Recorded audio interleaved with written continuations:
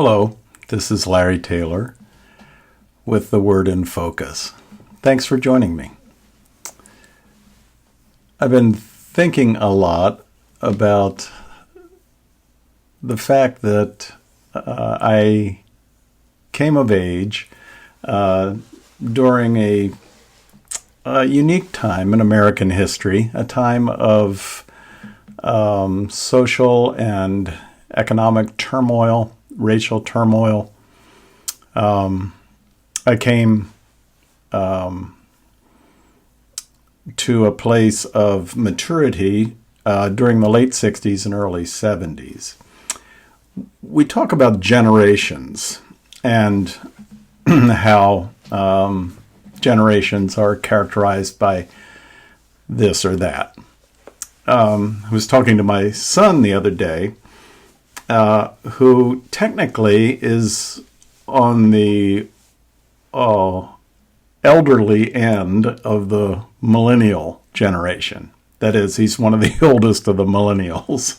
Not that he's elderly. He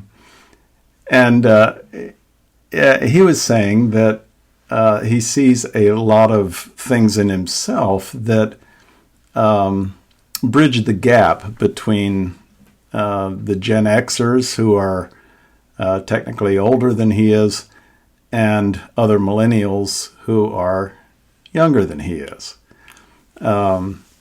He said that he read something that referred to people his age as being kind of a cross-generational, sort of in a unique category of their own, partially influenced by Gen X and partially influenced by the idea of the millennials. The defining characteristic, I think, of millennials, by the way, millennials today would be, roughly between 28 and 44, 45, somewhere in there. Gen Z are the ones that are younger than that. Gen X would be the ones that are older than that, late 40s and in their 50s now. So there are various influences in generations, but the primary thing that influenced millennials is the digital age. These are all people who came of age during the digital revolution, during the explosion of information that came with computers and smartphones and the internet, and a global awareness of humanity. I'm one of the baby boomers. My sister, who is 4.5 years older than I am, is also technically a baby boomer, but in many ways we are of different generations. She came of age in the 1950s. Primarily, I guess, and early 60s, first half of the 1960s, and aligns more philosophically, I think, with the generation older than the baby boomers, which would be the builders' generation. That group of people that was too young for World War II. Some of them were in Korea. Too old for Vietnam, that in-between kind of place. Although I'm a baby boomer, the influence of the late 60s and early 70s was profoundly different than the influence of the early 60s and previous to that. The influences of my generation, or people my age, there were two strong influences, powerful influences. One was the Vietnam War, which many of us came to see as being an illegal war, an unjustified war. We discovered that our leaders had been lying to us. We felt exploited. We saw that it was the poorest among us who were being drafted and sent to the front lines. And there was a great deal of disillusionment, not only because of the war, but because of the war in the whole American system. And so there was disillusionment with the military-industrial complex. There was horror at recognizing that we as a nation were making a substance called napalm, dropped from airplanes, which would stick to people's skin and burn and torture them horribly, defoliating vast forest areas, and all for the sake of what? And so the Vietnam War obviously was a strong influence on at least my portion of my generation. The other big influence, obviously, was racial equality. The whole civil rights movement, which of course predates the 1960s, had its roots in the, it has its roots back in, if you can trace it all the way back to the America's original sin of slavery. But certainly, and there's certainly been those advocating for justice and fairness and equality down through the centuries. But the modern day civil rights movement really began to coalesce in the 1940s. It became quite strong in the 1950s, and one might say culminated in the 1960s. And admittedly, much was accomplished. When I was a little boy, black people were not allowed to drink out of the same water fountain that we were. Could not stay in a hotel, could not use a public restroom, could not eat in most restaurants. If they were traveling, they had to carry with them all the food that the family was going to need for the whole trip. They had to be very, very careful as to where to drive and to make very, very certain that they did not even slightly break any traffic laws, because the results could be tragic. When I was a little boy in the southern states, black people were prevented from voting. Schools were segregated. Neighborhoods were segregated, legally segregated. Swimming pools and other public places were all segregated. And so undoubtedly the civil rights movement achieved a great deal. Integration of schools, integration of neighborhoods, making it illegal to refuse service or to a person because of the color of their skin. And yet, still, even today, we see that injustices prevail.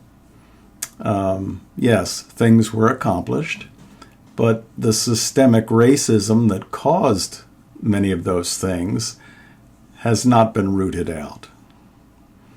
And so we have situations like Breonna Taylor and like George Floyd.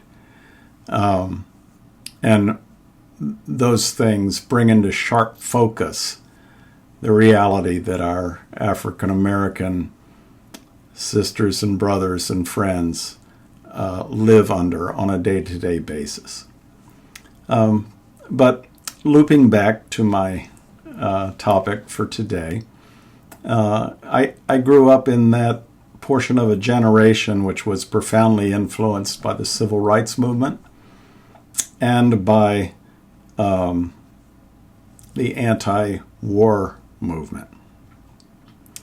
Those were the things that really propelled us. Those were the things that gave us gave meaning and purpose and focus to who we were.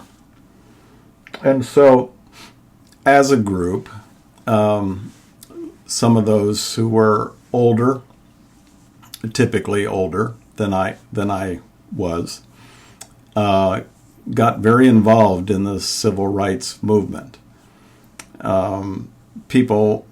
White people my age, tended for the most part, I think, to be very supportive of the civil rights movement and to very much follow it as far as news was concerned, and when we were old enough to vote, certainly voted to promote civil rights, maybe joined some protests, but it was our peers who were older who actually rode on the buses and sat in at the lunch counters and locked arms and crossed the bridge in Selma and that sort of thing. And we looked at them as heroes. We admired them greatly. I still do. For people more specifically my age, or thereabouts, the primary thing that we got most involved with was the anti-war movement. And a lot of that was because it was people our age who were being drafted. And when the Selective Service realized, or when the officials who ran the Selective Service realized how unfair and discriminatory it was, it was typically it was the undereducated, poor, more often black young men who were being drafted into the Army, and not only drafted, but sent to the most dangerous places in Vietnam. That would be the front lines. So people of color were disproportionately being killed. When they realized that, they instituted a lottery, which was supposed to make the draft more fair. But, for a lot of us, it became obvious that both before and after the lottery, that we could be snatched away, that we could be forced to leave our homes, to leave our families, to leave our intended paths in life, to leave our schooling or our jobs, whatever it was, and wind up in a jungle someplace where we were likely to be killed. You have to remember that Vietnam was a war that, for the first time, was being broadcast into people's homes. Correspondents embedded with troops were sending back reports and video that we watched on the news every night. We could see the slaughter, and we could see the wounded bodies and the helicopters and all of that. And it made it very, very real to us. It was not a time of pride and fight for your country and wave the flag and defend freedom or any of that stuff. It was a deep awareness that this was an illegal war foisted on people who did not want us there for reasons that were, in most cases, purely economic and political.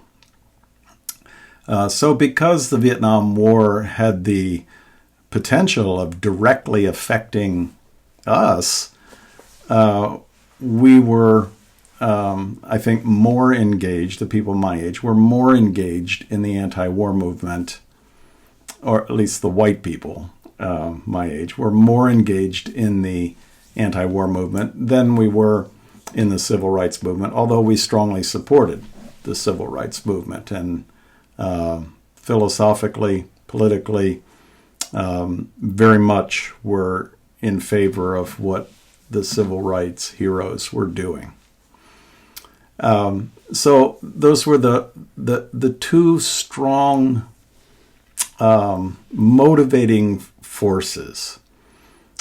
For me personally, they were both strong motivating forces. I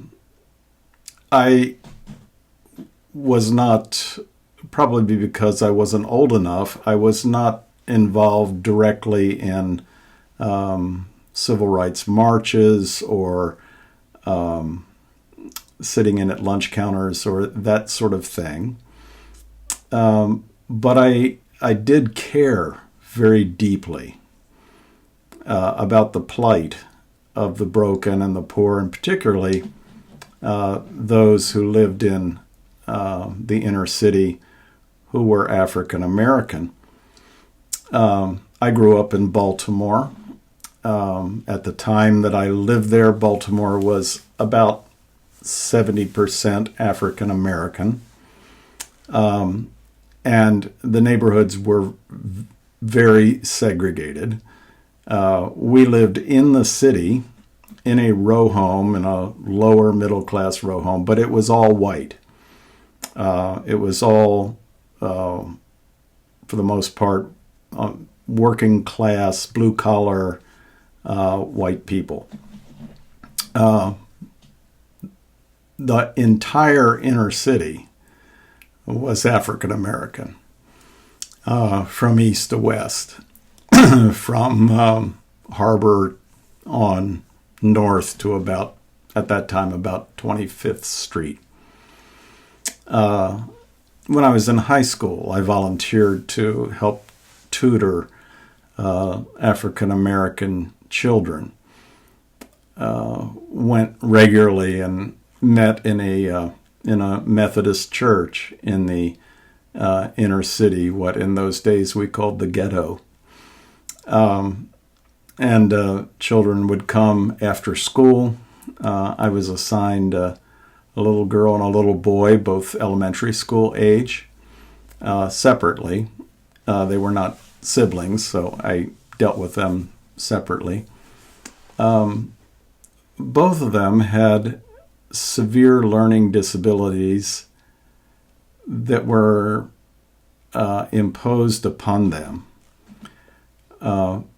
Both of them had brain damage because when they were babies, they were so hungry that they had reached over from their cribs and peeled off flaking paint, which was filled with lead, from the windowsills of these dilapidated apartments, which were owned by slumlords and which were only very minimally maintained at best. They were eating these paint peelings, paint chips, filled with lead, and it caused permanent brain damage. The little boy was missing most of his outer ears. Turned out that when he was an infant, lying in his crib, the rats had come and eaten away his outer ear flesh. These were the kinds of situations which were common in the inner city. And although I wasn't protesting, I cared about those people. I wanted to do something to help. I didn't know what to do, but I did what I could and what was available to me. I volunteered to. There was a woman, and actually a movie's been made after her. Her name was Mary Dobkin, and she was an orphan with severe physical disabilities. She was abandoned as a baby and spent the first, I forget now, 2 or 3 years of her life, maybe longer, living in a hospital. Multiple operations. She had 2 prosthetic artificial legs and various other health problems. Mary Dobkin lived in one of the tenement houses. Most cities have torn down their tenements now and gone to other means, but in those days there were these giant apartment buildings, which of course quickly became places of squalor and crime and just kind of isolated poverty. Anyway, she lived in one of those tenement houses in a very, very poor section, and she started a baseball league, little league, for the kids in the tenement buildings. And it started out with one team, and then it grew into multiple teams of multiple ages. And after a while, there was the Mary Dobkin League. And through that, she got connected with many of the professional athletes in Baltimore. In those days, they were people like Brooks Robinson and Johnny Unitas. And they supported her not only personally, but also they helped her host big gala events where money was raised so that she could, buy uniforms and equipment and reach out to these kids that otherwise had nothing constructive to do. In college, I may have started in high school, but I know when I was in college, I was one of her coaches. And I would often help her back to her apartment after the game or after the coaching session was over. And wearily, I can say that, she would sit down and she would say, "Oh, Larry, help me take my legs off." And I would kneel down and unstrap the artificial limbs and set them aside. Get her a basin to soak the stubs of her legs in. These were profound experiences in my life. I didn't look at them as being anything special, but I felt this impetus to be involved, to do something that mattered for those who were disenfranchised or marginalized or locked into poverty or living in very difficult circumstances. So that was my involvement, my personal involvement with the civil rights movement. I cheered on those who were marching, and when I got old enough, I voted on their behalf, supported those who were helping them. But beyond that, I just did what I took what opportunities came to me. And that was my involvement in the civil rights movement. In my next video, I want to talk about my involvement in the anti-war movement.